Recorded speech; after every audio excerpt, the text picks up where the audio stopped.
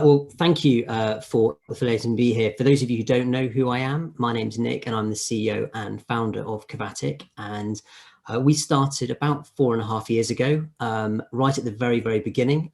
Lucius and OTM invested in Covatic. So they've been a stalwart investor in the company from our conception. And just to add, from my experience, Lucius and Andrea have been very actively involved in the companies we've been growing over the past few years. So I fully support what they're saying about their engagement in young companies and helping us grow as a body. So for some people, you'll already be investors in Covatic and know a little bit about us. For some people here, perhaps not. So I'm going to introduce you to the company and where we're going. During the past few years, or over the past year, we've had a little bit of a shift from where we started because of the pandemic and working in the industry we do. We've shifted towards advertising. So for everybody, this will be a bit of a new position. But before I go into detail, let me tell you a bit about the company. So as I said, we started about 4.5 years ago. We span out of the computer science department, and our core IP that we originally started with is still very much the concept and part of our product, even though the go-to-market has shifted slightly. I founded Covatic with Rob, who is our Chief Operating Officer. Recently, we made a very significant hire. We had Dan join us from the BBC, where he was the controller of commercial strategy. So he's responsible for BritBox. He's responsible for a very large number of very high-profile pieces at the BBC. Our engineering team is led by James, and if you happen to know the ad tech industry, you'll know that LiveRamp is a really significant player, and Paul joins us as helping with our sales. We're all in-house, we're all full-time employees. Our team are really a phenomenal group. We're based out of Birmingham and very active. Everyone's been employed for about 2 years, the data science and development team. And so really, really committed to the product and where we're going. The problem being faced right now by the industry, and you might well have seen this yourself, if you've got an iPhone, you might well have got a notification saying, are you happy for this app to track you across the internet? And not surprisingly, people are saying no in droves. It is a really significant piece. And the problem with this for the broader industry, for advertising and media, is that these companies make their money by understanding who a person is, delivering what is known as tailored and targeted advertising to that person. It is not a good place. It means you're collecting and harvesting personal data, giving it off to anybody on the internet who can identify who this person is, and then we can try to extract value and sell it to somebody. It is unethical and is a practice that we're really glad that key regulators such as Apple and Google and the GDPR and CCPA in the US are clamping down on. The impact though for the industry is that it means you can't target, you can't measure success, which is really, really important. You can't get the insights to understanding who's consuming my content, how well is my advertising working, and ultimately we can't do personalization, which is a really big thing in the media space.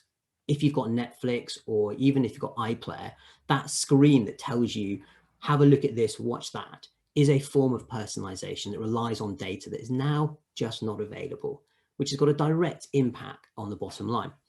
By way of example, Apple 14.5, this is the release that came out earlier this year, which I'm talking about or mentioned briefly, with this pop-up saying, are you happy to be tracked? Everybody says no.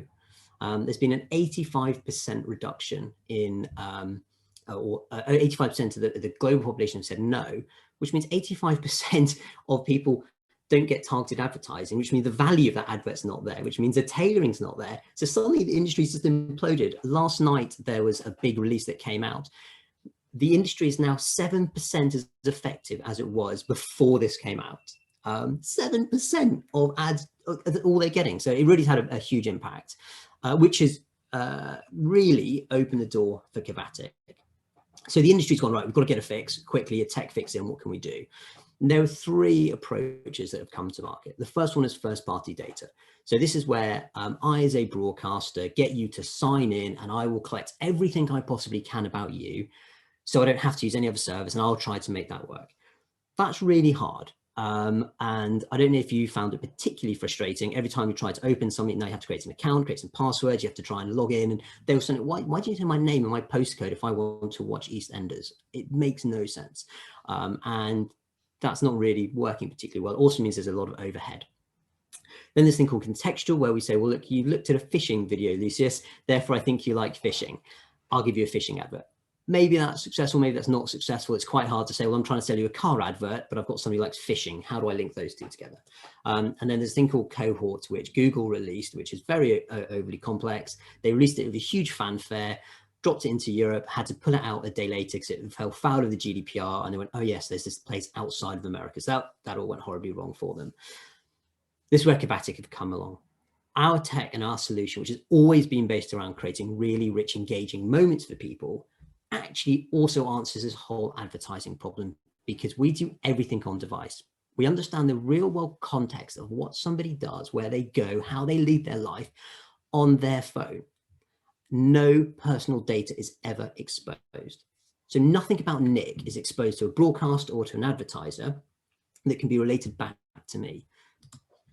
So we have this new product. We released it just about 3 weeks ago. We called it A-Type, and it's our new approach. And lots of acronyms at the bottom, but there's no cookies involved. There's no signing in involved. So it can work across your entire audience base at all times. There's no GDPR infringements. The CCPA is the US equivalent of GDPR, and ATT is Apple announcement, Apple notification, and it's safe of all of that. So something unlocks all the big headaches and challenges that the industry's been facing.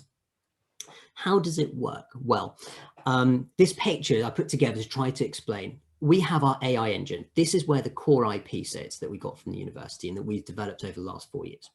We pull in loads of different data types, things like your battery, things like your gyro, location when it's available, and we contextualize it. We infer meaning for it. This is our secret sauce. And we can say, oh, well, you know, we've got somebody who likes to go fishing or somebody who likes to play golf. It's incredibly simple for our clients. It took Comcast an hour to deploy our solution, an hour to deploy an entire ad tech solution. It really has unlocked a big challenge. It's highly accurate because it's based on my data on my phone, and it's incredibly flexible because our model is not predefined. We can put in, we've got a rules-based engine that's proprietary tech to ourselves. It allows us to say, well, I'm looking for somebody who likes fishing today, or somebody who plays golf, or I'm looking for somebody who's going to buy a new car. Who have we got? What do the numbers look like? It has had a profound impact on our sales and go-to-market strategy. We started this round in March, and we said that, look, we've got a couple of clients coming online. That's going to get us to a break-even point. Since launching A-Type, we've now got 91 clients in our pipeline. And we're not just about breaking even. We're going to absolutely smash our revenue for the end of this year. And this is where we're accelerating to.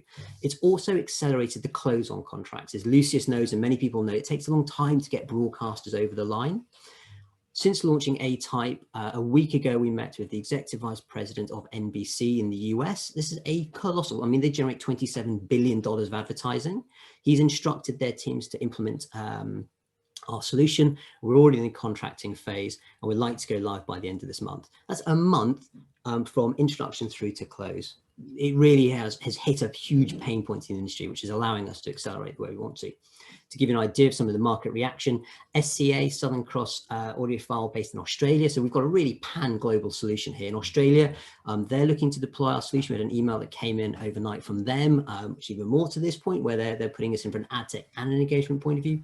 Sky in the UK, we're going to be doing Sky Sports and Sky News, which is really exciting. We're going to have that going live this month, and we're going to take a percentage share of their whole ad revenue. And you've got Odyssey, which is a very large radio group in the US, a bit like Global or Bauer, so commercial radio in the US across all of the states. And they've got a huge amount to gain from this. We're working very closely with their CIO, their information officers, and their deployment teams. We do have a couple of very big contracts as well. So Comcast, the world's largest broadcaster. To give you an idea of scale, the BBC brought in about, get about £6 billion a year to support their operations. Comcast 125 billion last year. it is colossal, the size and scale of the network. We work with their global head of advertising. We're working with their C-level suite. And actually, they made a minor investment in Covatic last year when we joined an accelerator program with them. So we're incredibly close to Comcast. We're about to be deploying not only on the phones, but in their set-top boxes, which is going to expand into 22.5 million new homes in the US. But back home within Bauer, so you'll know Bauer as Absolute, Magic Radio, KISS. We're in all of their apps. We're empowering all of their new engagement strategies. They've just launched a subscription service we're helping them drive with. And we're about to do all their advertising as well. So we're really, we're in 1.8 million apps, or 1.8 million installs at the moment. And of course, we've got some big relationships we've been working with for years. So work with the BBC, we were selected as part of their digital services framework. It's a 4-year agreement, and we supply machine learning capabilities to them. Working with Liberty Global. Over the weekend, their global CEO, Mike Fries of Liberty Global, was in contact. We're now working with their global head of strategy, who's based in the US, actually now lives in Putney. And the UK team to deploy in the UK, Ireland, and also in their European holdings. And we work with Discovery Networks. And there's a long-standing relationship with them, and we work with one of their EVPs out of the US for Discovery Plus and Golf TV. So we've got some really good sort of top-tier broadcasters. The opportunity is vast. It's a really big marketplace. And if you just look at the analytics of apps, so not even looking at the whole ad revenue piece, but just the analytics of understanding how well people are engaging with their products. Last year, about $7 billion was spent in this space, tech that provided this capability. It's projected to grow over the next few years to about 16 billion. So it's a growing space. To put this into real terms, 50% of radio consumption by Bauer is done on mobile phones. It's a big shift. We're seeing the world move towards mobile first approaches, and we're there. We've been there for 4 years, which is really exciting as the market's coming to us now. Are there competitors? There are some competitors, which is always good. You need it to be a healthy marketplace. There are 2 ones that we track very closely, Number 8 and Anagog. Anagog are based out of Israel, and Number 8 out of London. They're contextual on-device processing, so the concept is the same, although they're not integrated in the ad tech. They don't have all of our proprietary IP, so they haven't got the whole engine that we do. They don't have all the engagement tools and subscription management and notifications and capabilities we do. So our product is an awful lot more mature, which is great. In the ad tech space, there's a lot of players. It is a huge market. All of them are based upon the premise of harvesting personal data and then selling that, or being part of the buying and selling exchange. If you do any Googling and any look at the ad tech place, you'll see that it's in complete disarray right now, because all these hugely valuable businesses are suddenly seeing their entire business model change and destroyed by Apple and Google, which is good, I think, for the end consumer. So it's a very, very active space for us. So very quick in summary, we are running investment rounds, as Lucia says. We raised a 600, opened a £600,000 round. It has been incredibly successful so far. We are looking to close it this week, early next. We have a fund that's looking to put in 300,000 next week, although I'd much rather get investment from OTM and support the investors who have really been part of us from the beginning than bringing on a new VC. As Lucius is correct, we've raised £319,000 so far at £9.41 a share. And the aim of this round is to get us to breaking even. So by the end of summer, early autumn, we'll be making more money than we're spending per month on long-term fixed contracts, which will be really, really strong for the business. And finally, when we talk a little bit about where we're trying to go, my aims and ambitions for the company, there are a couple of exit strategies. We're looking at either an industry acquisition. So I've mentioned Comcast. They've already started speaking to us about, would we be prepared to sell to them in the future? Is that something that would be interested in doing? So there is the opportunity of an industry exit in the next 18 months with them. Or should we feel appropriate, we can always look to do a very high value Series A out of the US. Because we've got a lot of very strong US clients, and there is an argument to build a team out there and to grow in that business, but from a position of strength, from a position of profitability. And so our ambition is to get to a place where we're strong and stable, and we were able to really deliver on our core aims. Very brief introduction to Covatic. Please do ask questions. It's obviously something I'm hugely passionate about and would love to talk more if I had more time. Thank you very much, Lucius. Great.